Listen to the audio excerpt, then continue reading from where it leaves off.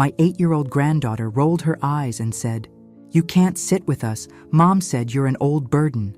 The table burst out laughing, including my son. I stood up and left quietly. That night he texted, "Payment still due tomorrow?" I answered, "Figure it out." Next day, panic. Where are you watching from today? Drop your location in the comments below and hit that like and subscribe button. Let me tell you how a grandmother's broken heart became a family's worst nightmare. It started at Jessica's birthday party, though honestly, I should have seen it coming months ago. You know how they say hindsight is 20/20? Well, mine turned out to be laser-focused. I'm Margaret Sullivan, but everyone calls me Maggie. 67 years old, retired elementary school teacher, and apparently the family ATM according to my own son. 3 years ago, when my husband Frank died, I thought my biggest worry would be loneliness. Turns out, it was my own family treating me like their personal bank with a beating heart attached. The party was at some fancy restaurant downtown.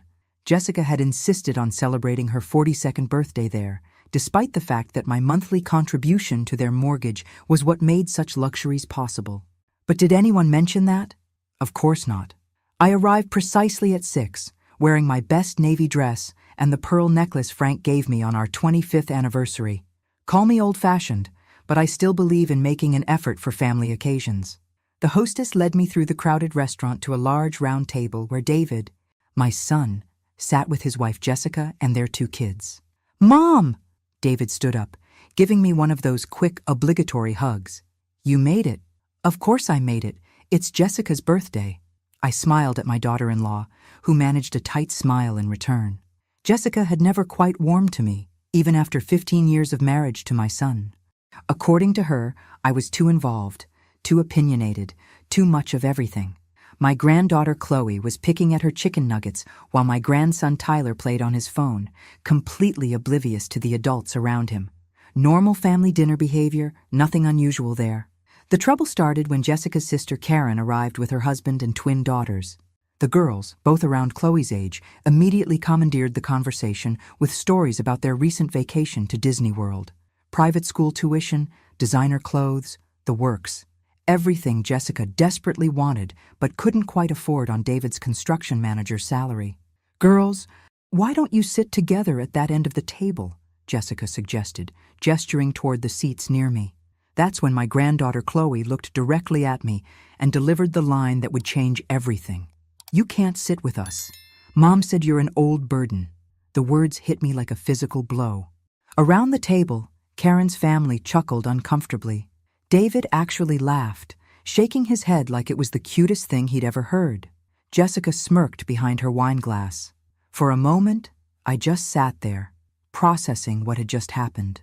My own granddaughter, coached by her mother, had called me a burden. At a public dinner, in front of extended family, and my son found it amusing.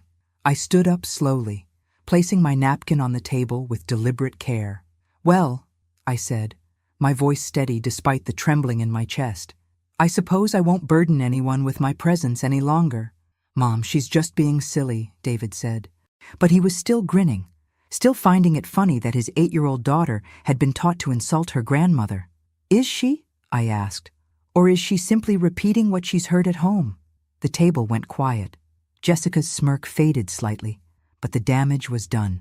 I gathered my purse and walked out of that restaurant with as much dignity as I could muster, leaving behind a family that clearly saw me as nothing more than a generous old fool. The drive home gave me plenty of time to think. 3 years of widowhood, 2 years of paying David and Jessica's mortgage because they claimed his construction business was struggling, countless emergency expenses I'd covered without question, the vacation fund I'd established for the grandchildren, the private school tuition I'd been discreetly paying because public schools weren't good enough for Jessica's standards. All of it, apparently, had earned me the title of Old Burden. That night, around 11, my phone buzzed with a text from David. The message was brief and telling. "Payment still due tomorrow? Jessica wants to confirm the transfer went through before the bank closes." I stared at that text for a long time. 2 sentences that perfectly summarized our relationship. No apology for his daughter's behavior. No acknowledgement of how cruel the evening had been. Just a reminder that I owed them money. My response was even briefer. Figure it out. I turned off my phone and went to bed, sleeping better than I had in months. Sometimes the most powerful word in the English language is simply no.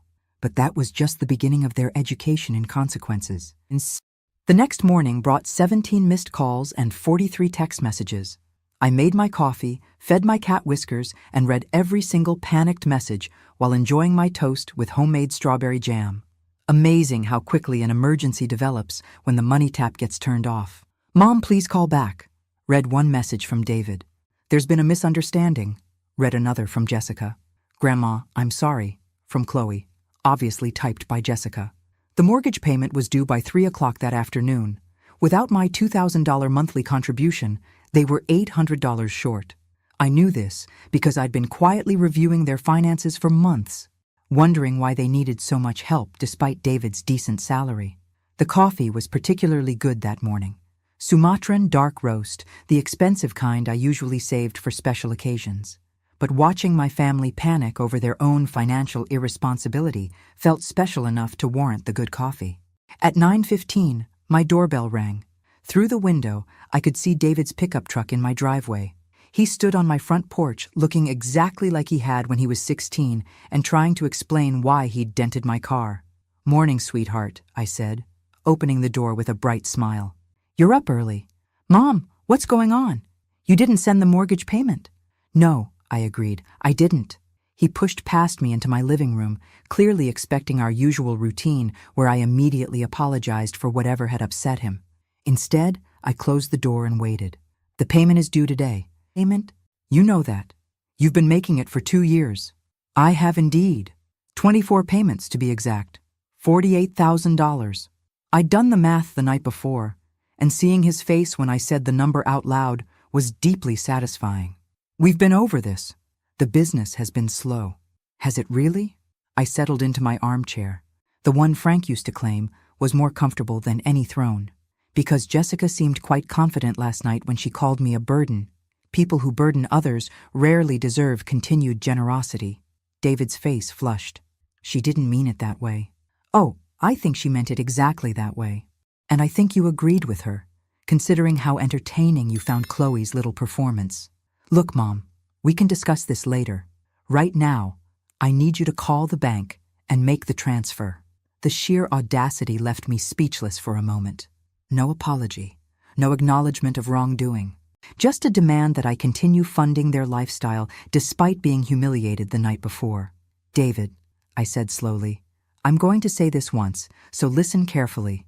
I will never make another mortgage payment for you. Not today, not tomorrow, not ever."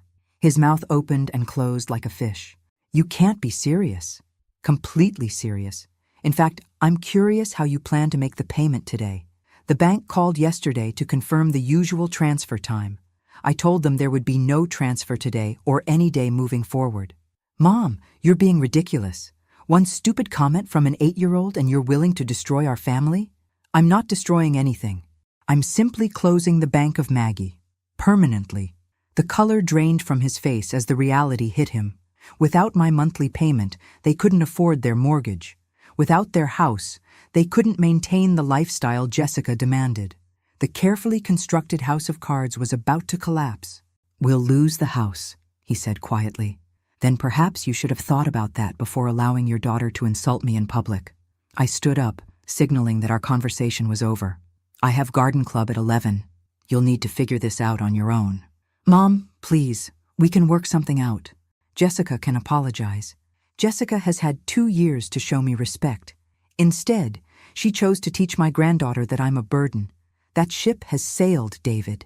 He tried pleading, bargaining, even threatening. Nothing worked because I'd finally realized something important. I didn't owe them a comfortable life just because we shared DNA. After he left, I called my financial advisor, Martha, and made an appointment for the next day. If I was closing the Bank of Maggie, I might as well figure out what to do with all the money I'd been throwing away. The afternoon brought Jessica to my door, tears streaming down her face, promising changes that would never come.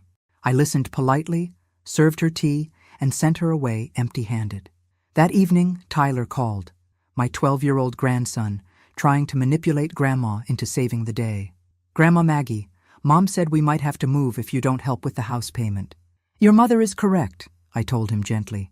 But Tyler, that's not your problem to worry about. That's your parents' job to figure out. But you can fix it, right? You always fix everything. The innocence in his voice nearly broke my resolve. Nearly. Sometimes, sweetie, people have to fix their own problems. Your parents are adults. They'll figure it out. But as I hung up the phone, I wondered if they actually would. The foreclosure notice appeared on their door exactly 31 days later. I know because Tyler texted me a photo of it, along with a message that said, "Grandma, are you really going to let us become homeless?" I was sitting in my garden when the text arrived, enjoying the morning sun and the sight of my prize-winning roses in full bloom. Frank had always said I had magic hands when it came to growing things. Apparently, those same hands were quite effective at stopping the flow of unearned money. The notice gave them 90 days to bring their mortgage current or face eviction, 3 months to figure out what they should have been handling all along. But instead of using that time wisely, they launched what I came to think of as the campaign to break Grandma. It started with the guilt trips. Jessica left voicemails sobbing about how the children would suffer. David showed up unannounced with fake emergencies, hoping to catch me in a moment of weakness. Even my neighbor, Mrs. Henderson, got recruited to their cause, stopping by to mention how sad it was when families fell apart over money. Money, I told Mrs. Henderson, while we shared iced tea on my front porch, has nothing to do with it. This is about respect, something that seems to be in short supply these days. The second week brought escalation. Chloe's teacher called to express concern about the child's emotional state. Apparently, Chloe had been telling everyone at school that her mean grandmother was making her family homeless. The teacher, Ms. Rodriguez, was tactful but clear in her message. Couldn't I find it in my heart to help my own family? Ms. Rodriguez, I explained patiently, Chloe's parents earn a combined income of over $80,000 a year. They chose a house they couldn't afford and asked me to subsidize their poor decision. I'm not making anyone homeless. I'm simply refusing to enable financial irresponsibility. The third week brought my sister Patricia into the mix. Patricia lived in Seattle and only called twice a year, usually when she needed something. This time, she needed me to stop embarrassing the family by letting David and Jessica lose their house. "Maggie, what's gotten into you? Frank would be horrified by this behavior." "Frank," I replied crisply, "would be horrified by a grandson who lets his 8-year-old daughter insult her grandmother and finds it amusing. Frank believed in respect, Patricia. You might try remembering that." But the real surprise came during week 4, when my attorney called. "Mrs. Sullivan, this is Robert Martinez from Martinez and Associates. I represent your son, David Sullivan, in a legal matter concerning you." I nearly dropped the phone. "I beg your pardon? Your son is filing for conservatorship, claiming you're no longer capable of making sound financial decisions. He's provided evidence of erratic behavior and poor judgment that suggests diminished mental capacity." The audacity was breathtaking. David was actually trying to have me declared incompetent so he could control my money and force me to resume mortgage payments. My own son was attempting to steal my financial independence because I dared to say no. "Mr. Martinez," I said, my voice steady despite my racing heart, "I believe there's been a misunderstanding. My mental capacity is perfectly intact. In fact, it's clearer now than it's been in years. Ma'am, I'm simply calling to inform you of the proceedings. You'll need legal representation." After hanging up, I sat in Frank's old chair and laughed until tears ran down my face. David had just made the biggest mistake of his life. He'd escalated this from a simple financial boundary to a full-scale war, and he had no idea who he was fighting. The next morning, I called Harrison, Blackwood and Associates, the most respected family law firm in the city. Not only did they handle conservatorship disputes, but they specialized in protecting elderly clients from financial abuse by family members. "Mrs. Sullivan," said attorney Sarah Blackwood during our initial consultation, "what you're describing is unfortunately common. Adult children who feel entitled to their parents' money often resort to legal intimidation when the money stops flowing. Can he actually have me declared incompetent? He can try. But he'll need medical evidence, multiple professional evaluations, and proof of genuine mental decline. From our conversation today, you're clearly competent. In fact, Stopping payments to an ungrateful family shows excellent judgment. What can we do? Sarah smiled, and it wasn't entirely pleasant. We defend you vigorously, and then we go on the offensive. Financial elder abuse is a crime, Mrs. Sullivan. If he's been manipulating you for money while allowing his family to mistreat you, we can pursue charges. I don't want to see him in prison. Maybe not. But the threat of prosecution tends to resolve these situations quickly. As I drove home from the lawyer's office, I felt something I hadn't experienced in years: anticipation. David wanted to play hardball? Perfect. He'd just challenged a 67-year-old woman who'd spent 40 years managing classroom full of unruly children, balanced family finances through 3 economic recessions, and nursed a stubborn husband through cancer without losing her mind once. He was about to learn that grandmothers don't become doormats when they age. Sometimes they just get more strategic about when and how they fight back. That evening, David called. "Mom, I didn't want it to come to this, but you're forcing my hand." "Am I?" I asked sweetly. "How interesting. Tell me, David, exactly how much money do you think I have?" The question caught him off guard. "What do you mean?" "I mean exactly what I said. How much money do you think I have? Since you're so concerned about my financial decisions, surely you've done your homework." Silence on the other end. Of course he had no idea. He'd never bothered to understand my finances beyond assuming there was an endless supply of money for his convenience. "We'll talk about this in court," he finally said. "Yes," I agreed. "We certainly will." The court hearing was scheduled for a Thursday morning in late September. I arrived early, wearing my best charcoal gray suit and carrying a briefcase that belonged to Frank. Inside that briefcase was 3 years' worth of financial records, medical reports from my recent physical examination, and a psychological evaluation that confirmed what I already knew. I was sharper now than I'd been in years. David arrived with Jessica and a lawyer who looked barely old enough to shave. They sat across the courtroom aisle, whispering urgently among themselves. Jessica kept glancing at me with a mixture of anger and disbelief, as if she couldn't comprehend how their foolproof plan had gone so wrong. The judge, Honorable Patricia Wells, was a woman in her 50s with gray hair and eyes that missed nothing. She reviewed the petitions with the careful attention of someone who'd seen too many families destroy themselves over money. David's lawyer went first, painting a picture of an elderly woman whose judgment had become impaired following her husband's death. He presented evidence of my erratic financial behavior, the sudden cessation of mortgage payments, the closing of accounts that had previously been accessible to family members, and what he called irrational hostility toward my son and his family. "Your Honor," the young lawyer said earnestly, "Mrs. Sullivan's behavior represents a dramatic departure from years of generous, loving support. This sudden change suggests cognitive decline that requires professional intervention." I wanted to laugh. According to David's version of events, sanity was defined as unlimited financial generosity, while setting boundaries was evidence of mental illness. Then it was Sarah's turn. "Your Honor, Mrs. Sullivan is here today because she committed the apparently unforgivable sin of saying no to adult children who felt entitled to her money." Sarah stood with quiet confidence, her voice carrying clearly through the courtroom. "This isn't a case of diminished capacity. It's a case of enhanced clarity." She presented my medical records first.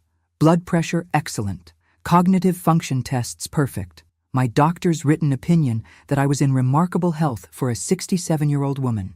Then came my financial records, meticulously organized and clearly showing that I'd given David and Jessica over $60,000 in the past 2 years alone.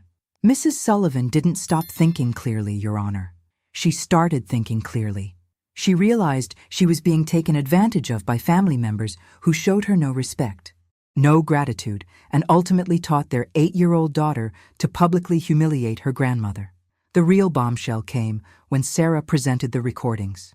"Your Honor, Mrs. Sullivan began documenting conversations with her son after he threatened to have her declared incompetent.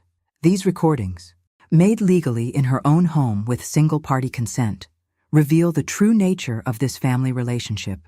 The first recording played David's voice, demanding money and threatening legal action when I refused. The second captured Jessica complaining to a friend on speakerphone about how they'd have to find another way to squeeze money out of the old bat once the conservatorship was established. The courtroom fell silent as my daughter-in-law's voice filled the air, discussing me like I was a resource to be exploited rather than a human being deserving of basic respect. Judge Wells's expression darkened considerably. "Mr. Sullivan," she said, addressing David directly, "do you have anything to say about these recordings?" David looked like a man who'd just realized he was standing in quicksand. "Your Honor, those conversations were taken out of context. What context makes it appropriate to refer to your mother as the old bat while discussing strategies to access her money?" No answer, because there wasn't one. Judge Wells reviewed her notes for what felt like an eternity before speaking. "This petition for conservatorship is denied. Furthermore, I'm referring this case to the District Attorney's Office for investigation of potential elder financial abuse." The gavel fell, and with it, David's master plan crumbled into dust. Outside the courthouse, Sarah and I stood on the steps watching David, Jessica, and their lawyer huddle in heated discussion next to their car. "What happens now?" I asked. "Now they realize they've made a catastrophic error in judgment. The DA will investigate, and they'll face possible criminal charges for financial abuse. More importantly for them, they've lost any chance of accessing your money ever again." I watched my son gesture frantically at his wife, clearly engaged in the kind of argument that destroys marriages. Jessica's face was red with fury, and she kept pointing in my direction, as if this was all somehow my fault. "Do you think they'll actually file charges?" I asked. "That depends on what the investigation turns up. But Mrs. Sullivan, even if they don't prosecute, your son and daughter-in-law now understand that you're not the helpless old woman they thought you were. They underestimated you badly." As we walked toward our cars, my phone buzzed with a text from Tyler. "Grandma, Mom, and Dad are really upset. Can we come over and talk?" I showed the message to Sarah, who shook her head. "They're going to try to rebuild the relationship now that legal intimidation failed. Be very careful about letting them back into your life without genuine changes." That evening, as I sat in my garden with a glass of wine, I reflected on how dramatically my life had changed in just 2 months. I'd gone from being a family ATM to being a woman who'd stood up in court and defended her right to dignity and respect. The roses smelled particularly sweet that night, and the setting sun painted my garden in shades of gold and crimson. For the first time since Frank's death, I felt truly alive. But something told me David and Jessica weren't finished yet. Desperate people do desperate things, and losing in court had only made them more desperate. I was right to be cautious. 3 weeks after the court hearing, I discovered exactly how desperate they'd become when my neighbor called at 6 in the morning. "Maggie, there's a U-Haul truck in David's driveway. They're loading furniture." I stood at my bedroom window, watching the circus unfold across the street. David, Jessica, and what appeared to be several friends were moving boxes and furniture with the frantic energy of people running from something. Or toward something. My phone rang immediately, David's number. "Mom, I wanted you to hear this from me first. We're moving." "I can see that. Where are you going?" "Phoenix. Jessica's sister has a house there, and I can get construction work. Better opportunities." His voice carried that fake cheerfulness he'd used since childhood when trying to cover up trouble. "How wonderful for you all. The children must be excited about a new adventure." "About that, Mom. The kids are going to stay with you." I nearly dropped the phone. "Excuse me?" "Just temporarily, until we get settled and find a place with good schools. Jessica thinks it would be easier if they stayed in familiar surroundings for now." The sheer audacity left me speechless. They were abandoning their children and expecting me to provide free childcare while they escaped the financial mess they'd created. "David," I said slowly, "let me make sure I understand this correctly. You're moving to Phoenix, leaving Tyler and Chloe behind and assuming I'll take care of them. It's not abandoning them. Mom, it's just practical. They can finish the school year here. And who, precisely, asked me if I was willing to become a guardian to 2 children? Silence. Because, of course, nobody had asked me. They'd simply assumed that good old Grandma Maggie would step up and solve another problem they'd created. "The thing is," David continued, his voice growing more desperate, "we already told the kids. They're excited to spend time with Grandma." Through my window, I watched Tyler and Chloe sitting on their front steps, looking anything but excited. They looked confused, scared, and abandoned. My heart broke for them, even as fury rose in my chest. David, you will not dump your children on me because you've made poor financial decisions. Mom, please, we don't have any other options. You have plenty of options. You can take responsibility for your children like adults do. You can take them with you to Phoenix. You can find local employment instead of running away. What you cannot do is make your problems my responsibility. But the kids need stability. They need parents who don't abandon them when life gets difficult. The call ended with David promising to figure something out, but I could see through my window that nothing was changing. The U-Haul continued loading, and 2 children continued sitting on steps, waiting to learn their fate. An hour later, Jessica knocked on my door. She'd clearly been crying, and her usual polished appearance was nowhere in evidence. Maggie, please don't make this harder than it already is. I'm not making anything hard. You and David created this situation entirely on your own. We have to leave today. David owes money to some contractors who are threatening to sue. We can't take the kids right now because we'll be sleeping on my sister's couch until David finds work. The truth, finally. They weren't just moving for better opportunities. They were fleeing creditors, probably using money problems as an excuse to abandon parenting responsibilities they'd never wanted. Jessica, I'm going to say this once and very clearly. I will not take custody of Tyler and Chloe. I will not become their guardian. I will not solve this problem for you. Then what are we supposed to do? Take them with you. Accept your sister's help for all 4 of you instead of just 2. Be parents. You're really going to let your own grandchildren become homeless? The manipulation was impressive. I had to admit, turn abandonment into homelessness, make it my fault instead of theirs, appeal to emotions rather than logic. I'm not making anyone homeless. You are making the choice to leave your children behind, and I am making the choice not to enable that decision. Jessica left crying, but the packing continued. At noon, I called Child Protective Services. I'd like to report a situation involving 2 minors who are about to be abandoned by their parents, I told the caseworker who answered. The process was swift and professional.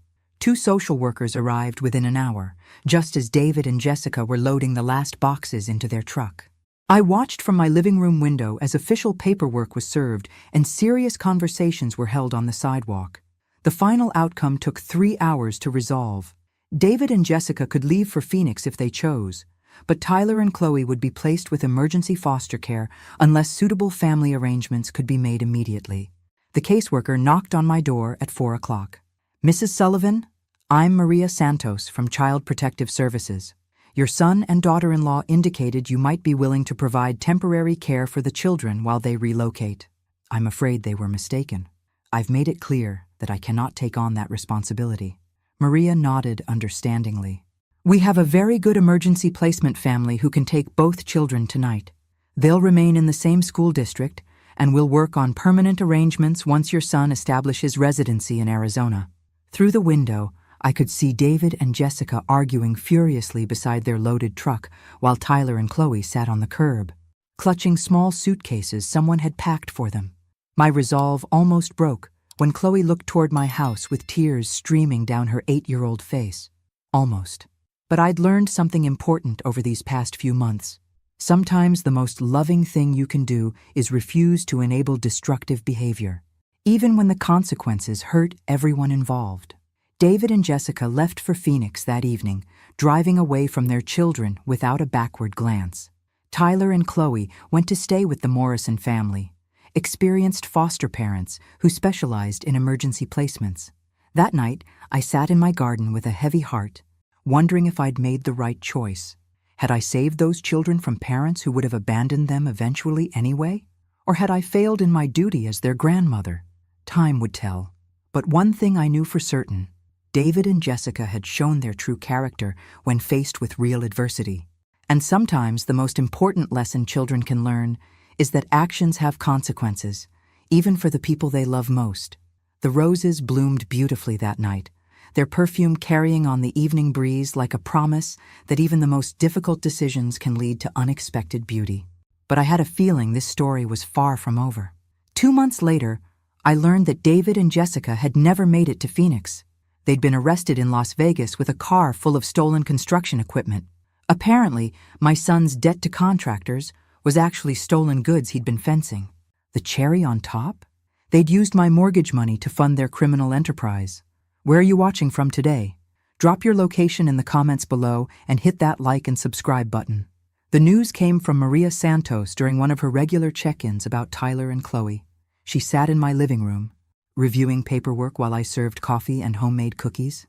"Mrs. Sullivan, I have some updates about your son and daughter-in-law's situation." Her tone was carefully professional, but I caught the hint of satisfaction underneath. "Please, tell me they're not trying to drag those children into whatever mess they've created now." Actually, quite the opposite. They've been charged with theft, receiving stolen goods, and interstate transport of stolen property. They're looking at serious prison time. I set down my coffee cup with a steady hand, though inside I was reeling. How serious? 3 to 5 years minimum, possibly longer if they can't make restitution to the victims. Maria pulled out a legal document. "They've also formally relinquished their parental rights." The words hit me like a physical blow. "They what?" "Yesterday afternoon, they signed papers surrendering all legal rights to Tyler and Chloe. The children are now wards of the state, pending permanent placement." I stared out my kitchen window, watching Mrs. Henderson water her garden next door. Everything looked so normal, so peaceful, while my family had completely imploded just miles away. Does this mean the children will stay with the Morrison family permanently? Not necessarily. The state prefers placement with family members when possible.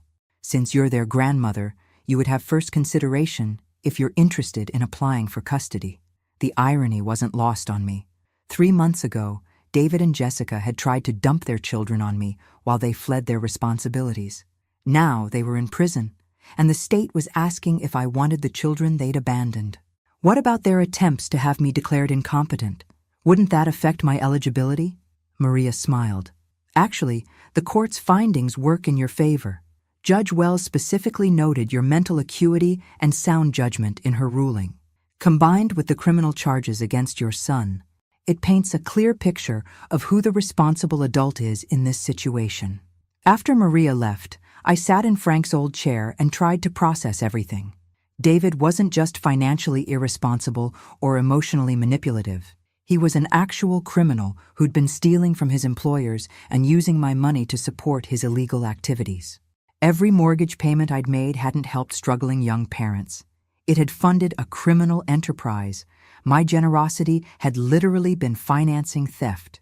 The really infuriating part? I could have figured this out months ago if I'd paid attention to the right details. David's slow construction business, but designer clothes. Jessica's complaints about money while posting vacation photos on social media. The vague explanations about work projects that never seemed to get completed. I'd been so focused on being a good mother and grandmother that I'd ignored obvious red flags. Again. But that was the old Maggie. The new Maggie was going to make different choices. The next morning, I called Sarah Blackwood and scheduled an appointment to discuss custody proceedings. Then I called the Morrison family and asked if I could visit Tyler and Chloe that weekend. The Morrison house was a comfortable 2-story colonial with toys scattered across the front yard and children's artwork covering the refrigerator. Linda Morrison, a warm woman in her 40s, greeted me with genuine kindness. "Mrs. Sullivan, the children will be so excited to see you.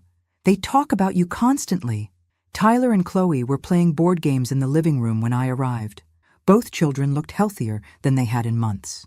Tyler had gained weight, and Chloe's perpetual anxiety seemed to have faded. "Grandma Maggie!" Chloe launched herself into my arms with enthusiasm I hadn't seen since she was very young, before Jessica had taught her that I was a burden. "Hey, kiddo, how are you settling in here?" "It's really good. Linda makes pancakes every Saturday, and Tom helps me with my math homework. And guess what? I'm not scared all the time anymore." The casual mention of fear caught my attention. "Scared of what, sweetheart?" "Mom and Dad fighting. About money and mean people calling the house. Sometimes Dad would get really angry and throw things. But it's quiet here. Peaceful quiet. Not scary quiet." Tyler nodded from across the room. "Mom used to cry a lot when she thought we couldn't hear. And Dad was always on the phone with people who made him mad. These children had been living with far more stress and dysfunction than I'd realized. David and Jessica's money problems weren't just about poor budgeting. They'd been creating a genuinely unstable environment for their kids. I spent 3 hours at the Morrison house, and by the time I left, 2 things were crystal clear.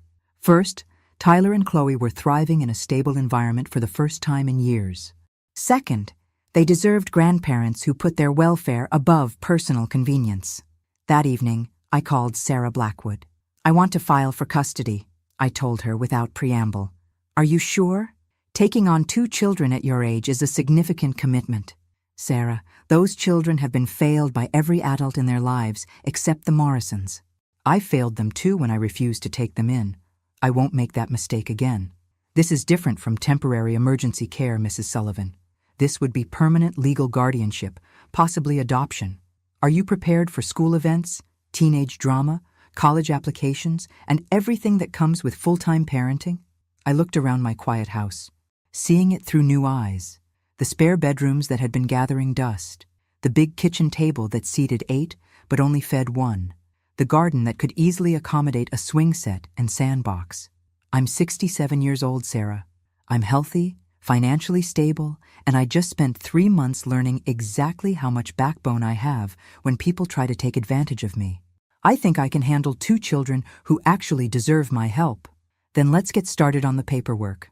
The custody process would take months, but I wasn't worried about the outcome. I had excellent legal representation, a clean record, and most importantly, I was fighting for something worthwhile instead of against people who'd betrayed me. For the first time since this whole mess started, I was moving towards something positive instead of just away from something negative. But first, I had a house to transform and a life to redesign, because being a full-time grandmother at 67 was going to require some serious planning.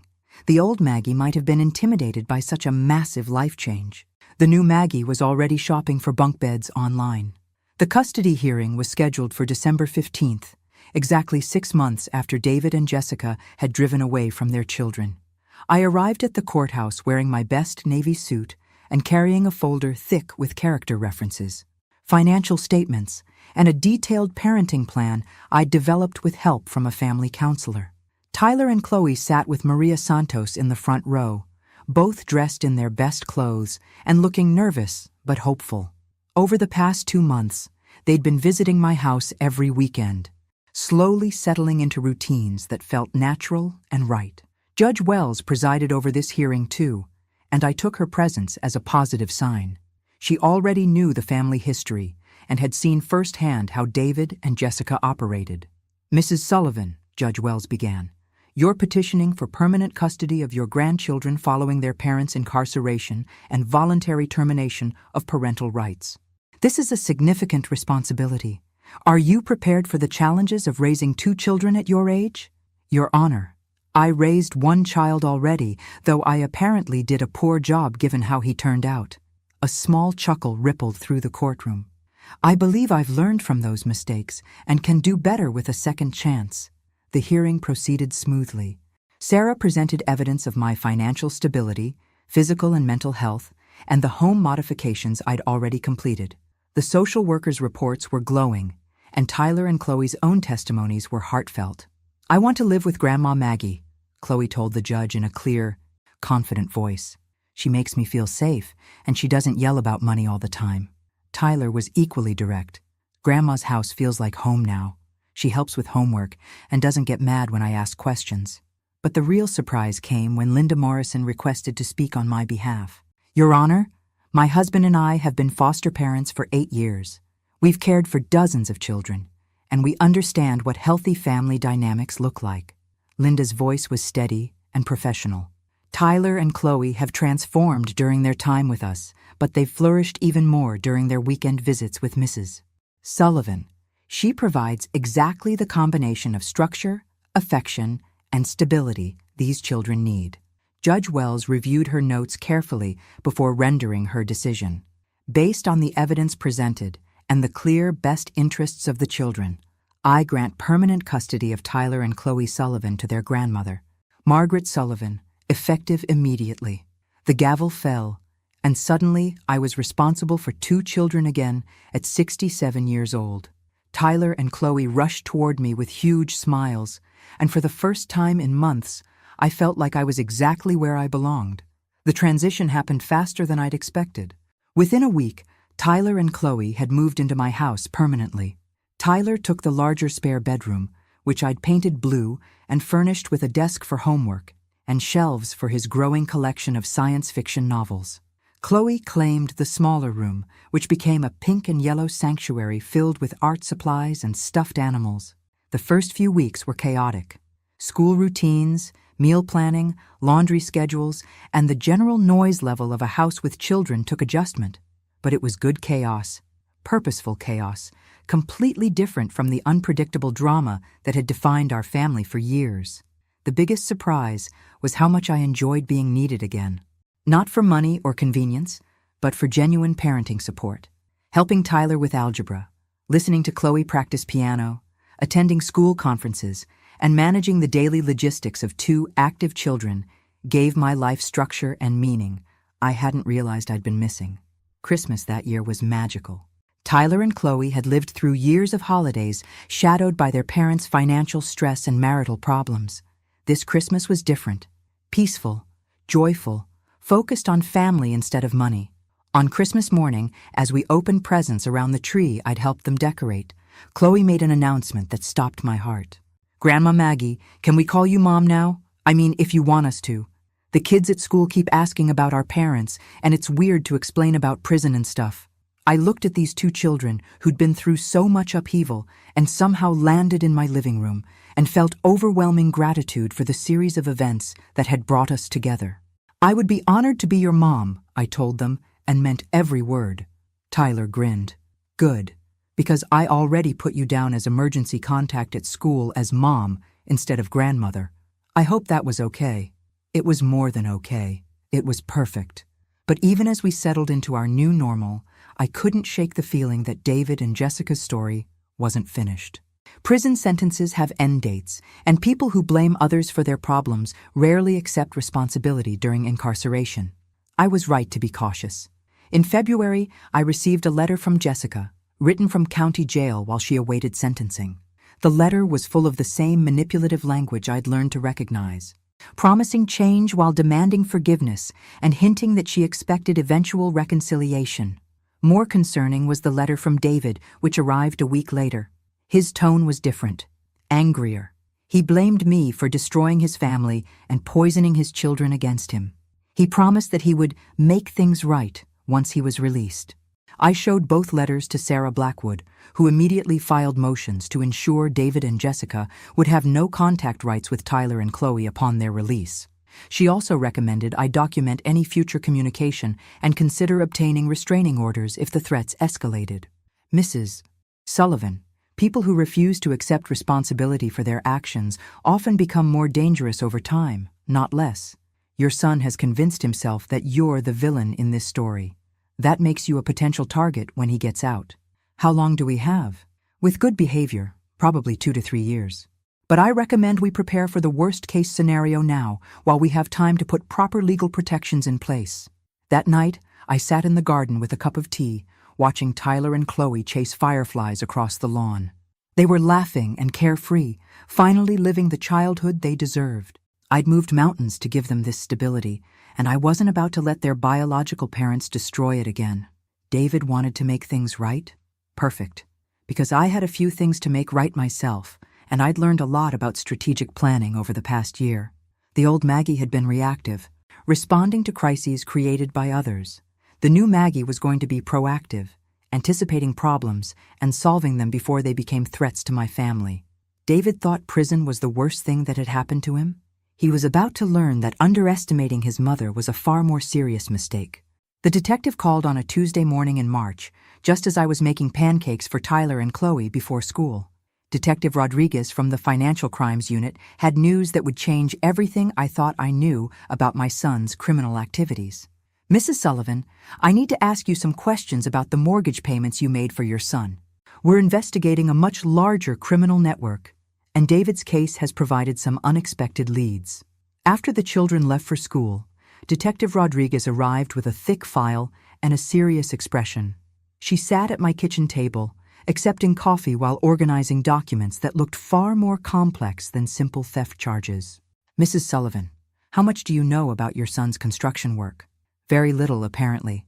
I thought he was a project manager for a local company, but clearly I was wrong about most things concerning David. He did work for Morrison Construction, but not as a manager. He was the equipment operator with access to expensive machinery and tools. What we've discovered is that he wasn't just stealing equipment. He was part of an organized theft ring that's been operating for nearly 5 years. The detective spread photographs across my table. Construction sites, heavy machinery, warehouse facilities, and shipping manifests with altered dates and signatures. This operation was sophisticated. They would steal equipment from job sites, alter serial numbers, and sell the machinery through fake companies in other states. David's role was identifying targets and providing inside information about security measures and delivery schedules. I studied the photos, feeling sick as the scope of David's crimes became clear. "How much money are we talking about?" "Over $2 million in stolen equipment and fraudulent sales." "David wasn't a small-time thief, Mrs. Sullivan. He was a key player in a major criminal enterprise."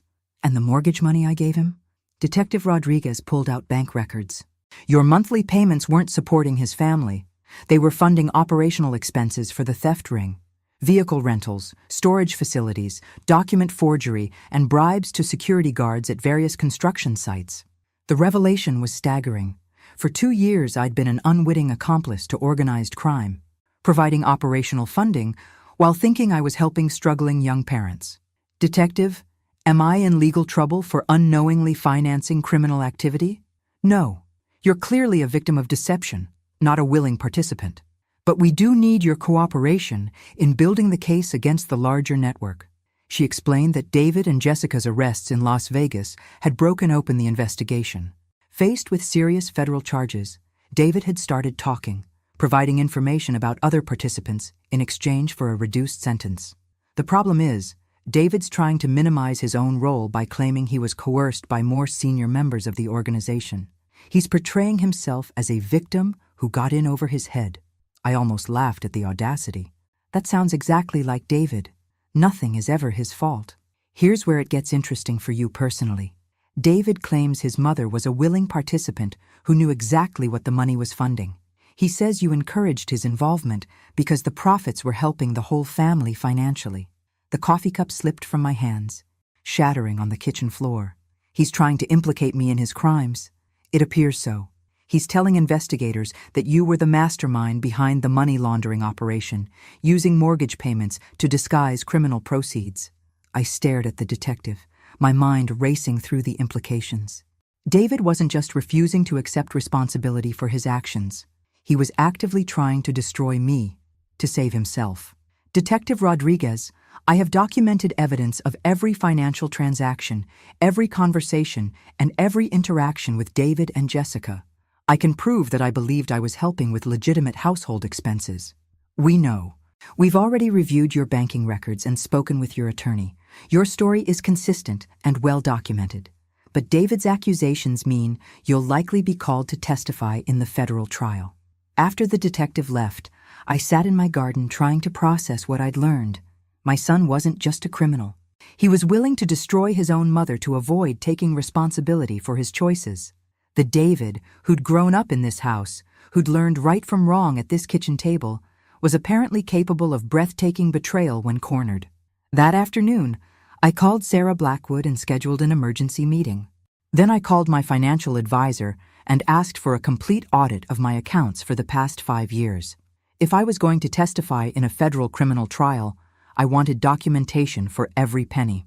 But the real shock came that evening when Tyler approached me after dinner, his expression serious beyond his 13 years. "Mom, Maggie, there's something I need to tell you about Dad's work." I set down my dish rag and gave him my full attention. "What is it, sweetheart?" "Last summer, before everything happened, I overheard Dad talking to some men in our garage. They were talking about stealing stuff and changing numbers on machines. I didn't understand it all, but I knew it was bad." My heart stopped. "Did you tell anyone at the time?" "I tried to tell Mom, but she said I was imagining things and told me never to repeat what I heard. She said it would get Dad in trouble with his boss. Of course, Jessica had silenced him.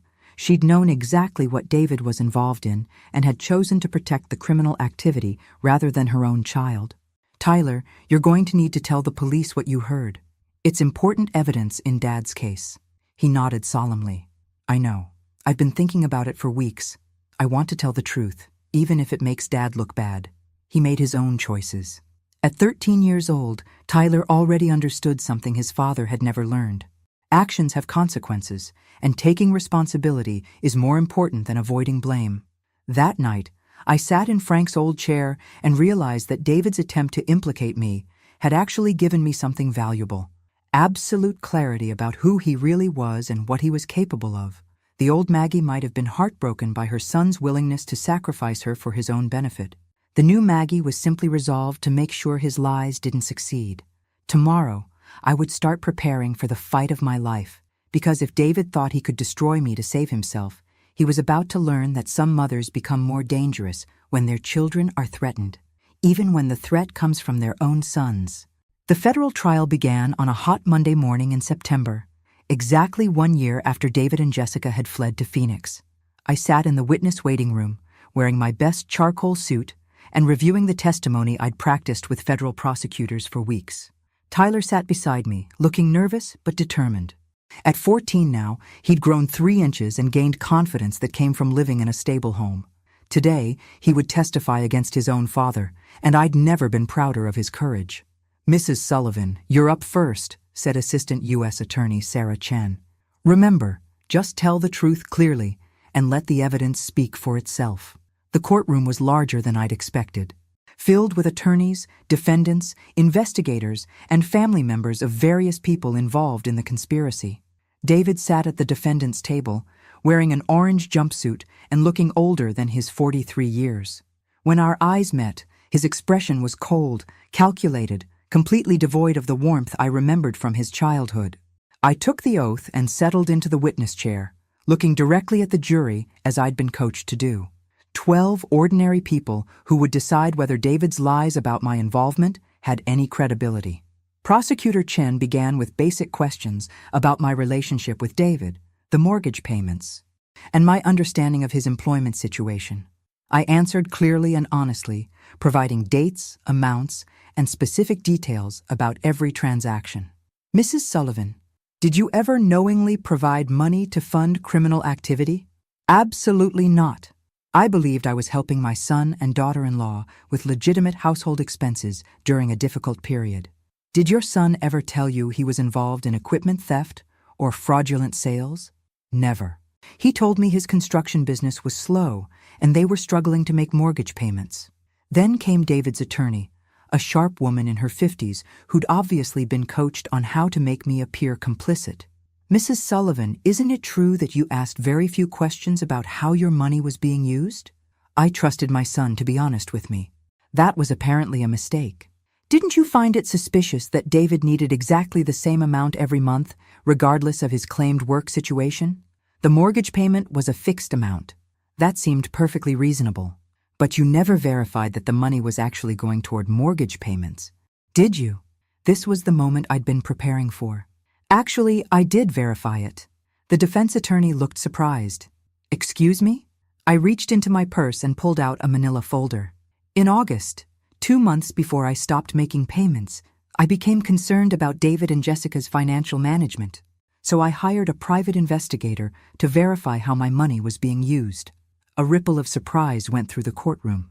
This was new information, not included in any previous testimony.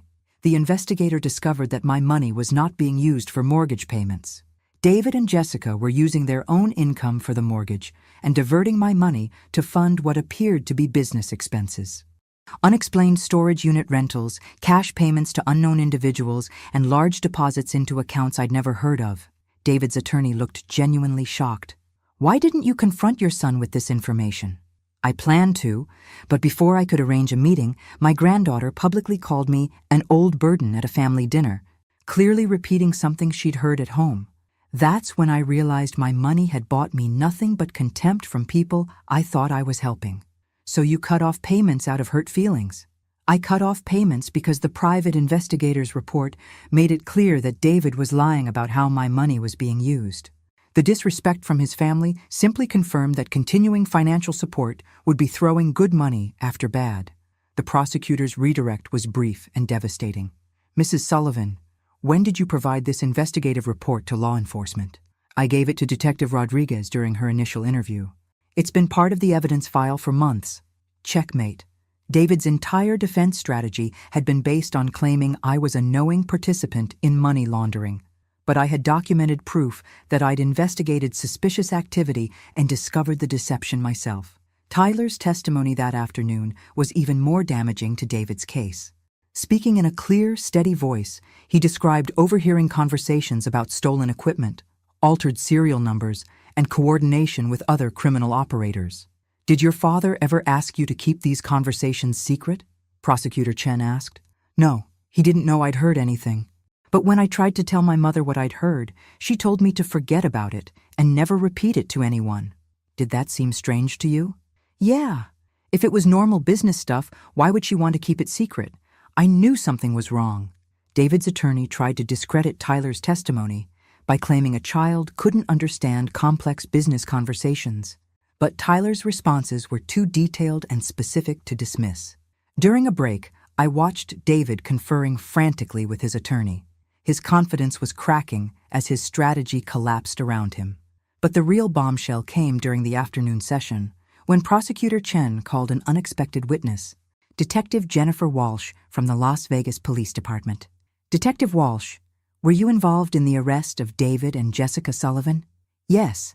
We stopped their vehicle during a routine traffic check and discovered it was loaded with stolen construction equipment." "Did the defendants make any statements during their arrest?" Mr. Sullivan immediately claimed the equipment belonged to his mother, who was financing his business operations. He said she knew about the theft and was planning to fence the equipment in Nevada. I felt the blood drain from my face. David had tried to frame me for his crimes from the moment he was arrested. "Did you find any evidence supporting Mr. Sullivan's claims about his mother's involvement?" "None whatsoever. Mrs. Sullivan was in her hometown at the time of the arrest, with multiple witnesses confirming her whereabouts. She had no connection to the stolen equipment beyond unknowingly providing money that funded the operation." David's face had gone completely white. He'd just been exposed as someone willing to destroy his own mother to escape responsibility for his crimes.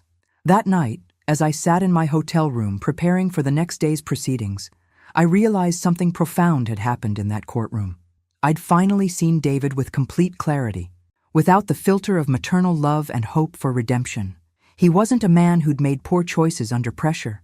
He wasn't a victim of circumstances or bad influences. He was someone fundamentally willing to sacrifice anyone, including his own mother, to avoid consequences for his actions. The old Maggie would have been heartbroken by this revelation. The new Maggie felt only grim satisfaction that the truth had finally been revealed. Tomorrow would bring closing arguments and jury deliberation. But regardless of the verdict, I'd already won the most important victory. I'd protected Tyler and Chloe from parents who would have destroyed them, and I'd prevented David from destroying me. Sometimes the most loving thing you can do for someone is to stop enabling their destructive behavior and let them face the natural consequences of their choices. David was about to learn exactly what those consequences looked like. The jury returned their verdict after less than 4 hours of deliberation.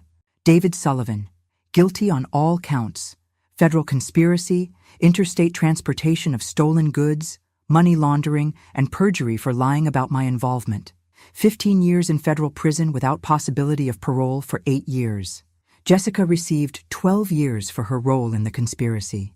The other members of the theft ring received sentences ranging from 8 to 20 years. The judge specifically noted David's attempts to implicate his innocent mother as evidence of his lack of remorse and unwillingness to accept responsibility. I felt no satisfaction watching my son led away in shackles, only profound sadness for the man he'd chosen to become. But the real surprise came 3 weeks later when I received a call from attorney Marcus Webb, representing David's victims in a civil restitution case. "Mrs. Sullivan, I have some news that might interest you. During the asset forfeiture process, we discovered something significant about your son's financial activities."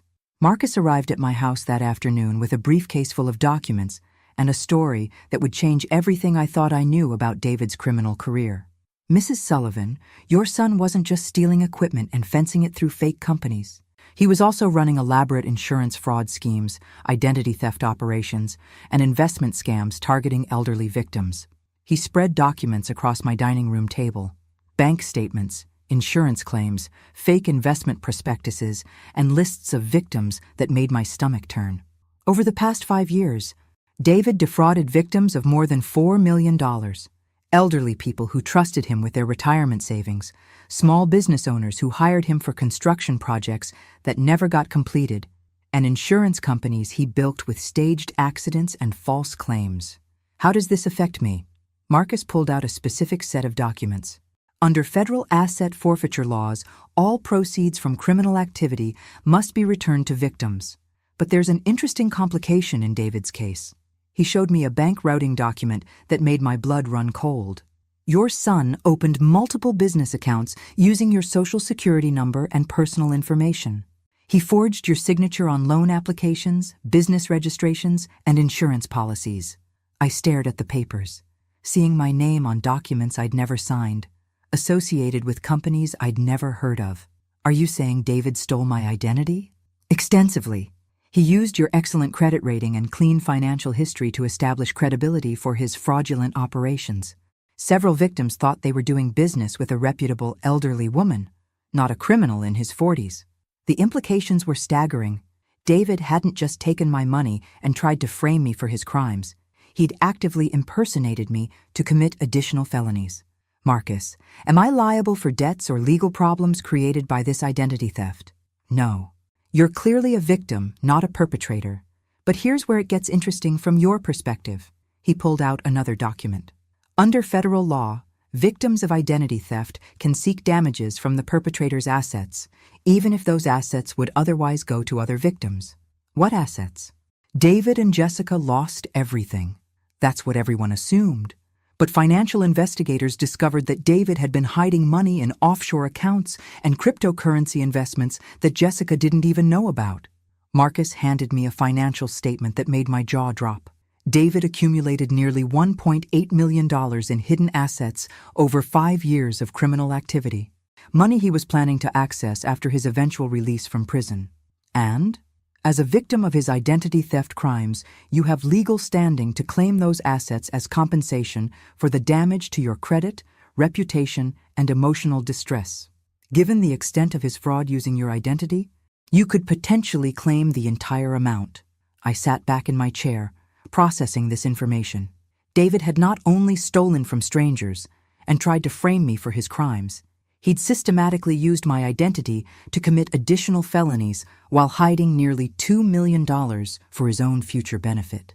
Marcus, what would happen to that money if I don't claim it? It would be distributed among his other victims, which is certainly justice, but it wouldn't address the specific harm done to you through identity theft. I thought about Tyler and Chloe, now 15 and 11 respectively, who would need college funding in a few years. I thought about the elderly victims David had defrauded, people like me who'd trusted someone they shouldn't have. I thought about the life David had stolen from his own children by choosing crime over responsibility. I want to claim half the assets for my grandchildren's futures. The other half should go to David's other victims, particularly the elderly ones who lost retirement money. Marcus smiled approvingly. That seems like a fair and generous solution. The legal process took 6 months to complete, but eventually, I received a check for $900,000 in restitution for identity theft damages. The remaining money was distributed among other victims, helping restore at least some of what David had stolen from them. On the anniversary of David and Jessica's sentencing, I sat in my garden with Tyler and Chloe, watching them work on homework under the old oak tree Frank had planted 30 years ago. Tyler was studying for his SATs, already planning for college with the confidence of a young man who knew his future was secure. Chloe was practicing piano, the same songs I'd learned as a child. They were good kids who'd survived terrible parents and emerged stronger rather than broken. They understood the value of honesty, responsibility, and hard work because they'd seen what happens when people choose differently. "Mom, Maggie," Chloe said, looking up from her music. Do you think Dad will try to contact us when he gets out of prison? I considered the question carefully. David would be eligible for parole when Tyler was 26 and Chloe was 23, both adults capable of making their own decisions about relationships with their father. He might try, I said honestly, but by then, you'll be adults who can decide for yourselves what kind of people you want in your lives. Tyler closed his textbook and looked at me seriously. I hope he's learned something from all this. But if he hasn't, I don't want him around our families when we have kids someday.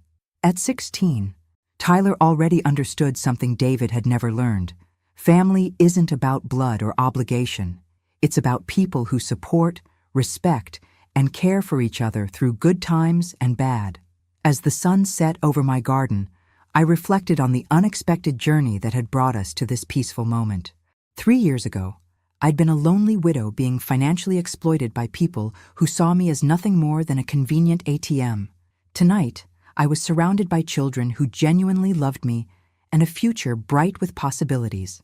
Sometimes the most loving thing you can do is refuse to enable destructive behavior, even when it means losing people you thought you couldn't live without.